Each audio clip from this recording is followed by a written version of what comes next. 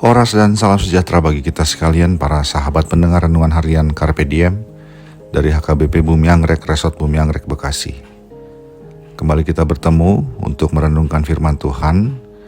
Kali ini Sabtu 7 Juni 2025. Kiranya di hari ini damai sejahtera Allah yang melampaui segala akal memelihara hati dan pikiranmu di dalam Yesus Kristus Tuhan kita.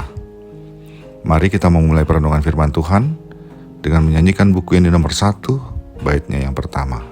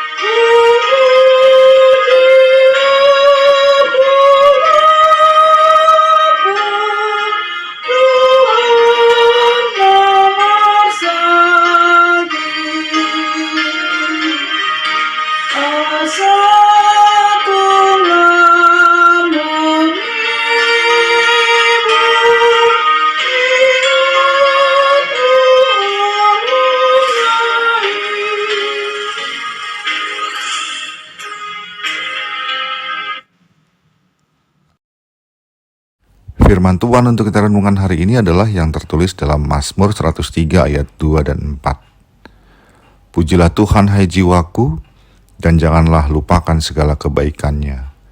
Dia yang menebus hidupmu dari lubang kubur, yang memahkautai engkau dengan kasih setia dan rahmat. Demikianlah firman Tuhan. Jika kita mengingat kebaikan-kebaikan seseorang yang telah dilakukannya kepada kita dan atau orang-orang di sekitar kita, kita pasti akan dengan tulus dan gembira memuji-muji orang itu di hadapan sesama kita. Namun jika kita lupa akan kebaikan-kebaikannya, kita bisa pada akhirnya melupakan orang itu dan menganggapnya tidak ada. Hal itulah yang menyebabkan pemazmur menyatakan kepada dirinya dan umat, pujilah Tuhan hai jiwaku, dan janganlah lupakan segala kebaikannya. Dan hal terbaik dari segala kebaikan Tuhan adalah bahwa Dia telah menebus hidup kita dari lubang kubur atau kematian karena dosa, dan Dia telah memahkotai kita dengan kasih setia dan rahmat, sekalipun oleh karena segala pelanggaran kita tidak layak menerimanya. Sahabat Carpe Diem yang dikasihi Tuhan, dari perenungan firman Tuhan hari ini Tuhan berbicara kepada kita beberapa hal. Pertama, bahwa kita tidak boleh melupakan segala kebaikan Tuhan dalam kehidupan kita, yaitu ketika mulai kita dilahirkan hingga kita ada sekarang. Baik itu kebaikannya yang kita anggap sepele seperti kesempatan untuk menikmati pagi yang baru, sembuh dari sakit kepala, maupun kebaikan yang kita anggap besar seperti sembuh dari penyakit mematikan, mendapat jabatan yang baru yang lebih tinggi, dan lain-lain. Kita diajak untuk pandai dalam menghitung semua kebaikan Tuhan, sehingga tidak ada satupun yang kita lupakan. Sesekali lupa makan siang karena segala kesibukan kerja, boleh. Dampaknya kan hanya mengalami sakit lambung. Tetapi kepada kita dikatakan jangan pernah melupakan segala kebaikan Tuhan, karena dampaknya kita menjadi melupakan Tuhan dan menganggapnya tidak berperan apa-apa dalam kehidupan kita.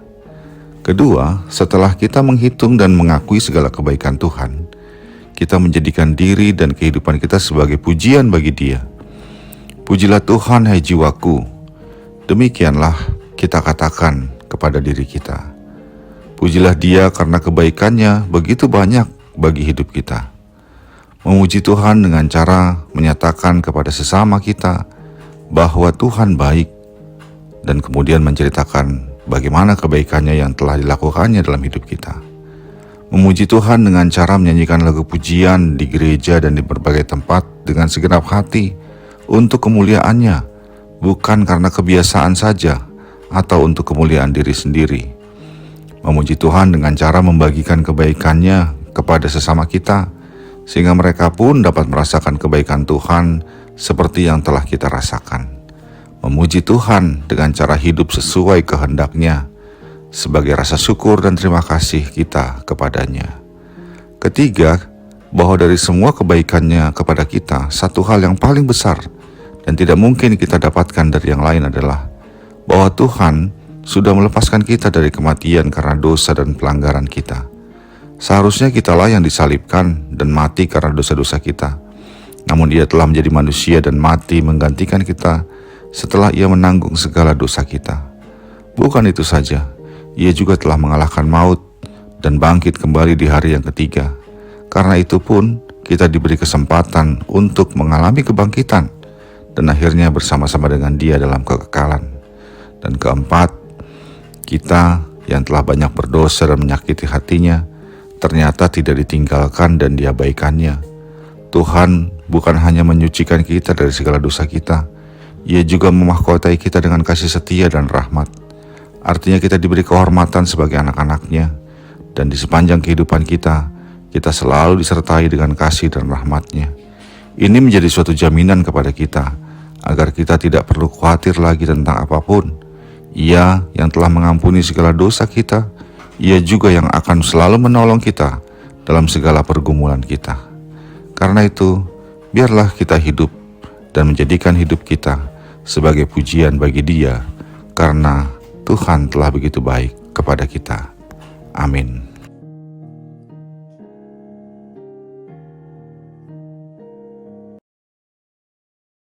Marilah kita berdoa. Ya Allah Bapa kami dalam Yesus Kristus, terima kasih untuk segala kebaikan-Mu. Biarlah kami tidak melupakannya, sehingga kami selalu memuji Engkau dan menjadikan Engkau sebagai puji-pujian kami. Dalam Yesus Kristus kami berdoa. Amin. Kasih karunia dari Tuhan kita Yesus Kristus, anugerah dari Allah Bapa kita, dan persekutuan Roh Kudus menyertai engkau sekalian. Amin.